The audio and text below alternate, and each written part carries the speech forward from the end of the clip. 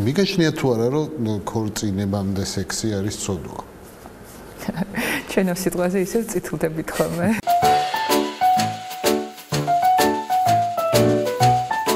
რა მუსიკას უსმენთ?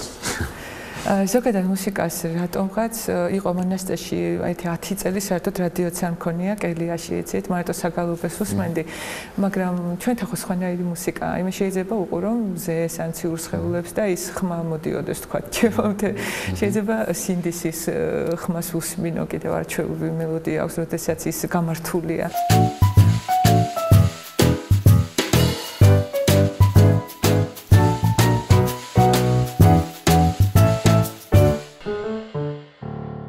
სატანასთან რო გქონდეთ ერთი კითხვის დასმის საშუალება, რას კითხავდით?